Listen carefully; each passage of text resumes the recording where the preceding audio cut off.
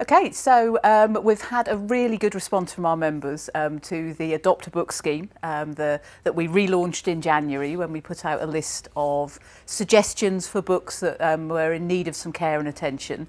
And everyone's been so generous, really kind, adopting the books. So I thought that I would show you just a few examples of the sort of work that our bookbinder's been doing on some of our books. So these here I've got out just as examples of what the books look like before they go to the bookbinders. So books where the leather's deteriorating, the covers are detached, so really in need of some rebinding. But because these are old books, because these are historic books, what we really want is to keep as much of the original as we possibly can. And our bookbinder is really good at that. So the last 3 books that he brought back are actually a really good set for an example of the sort of work that he does.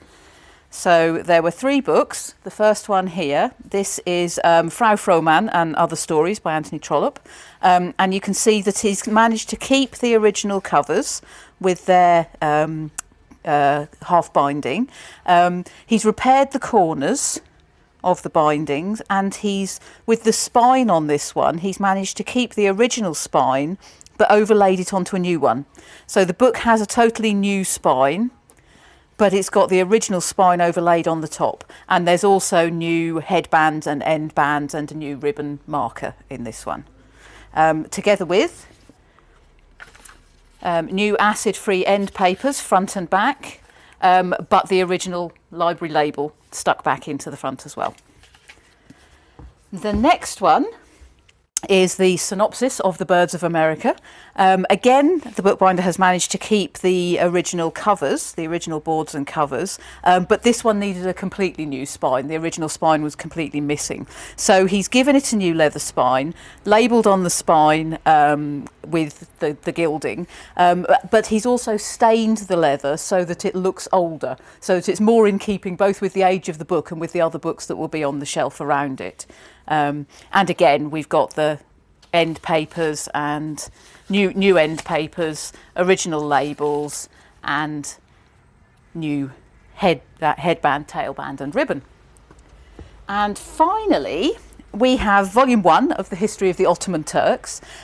This again was one that had no spine at all, so it needed a completely new spine.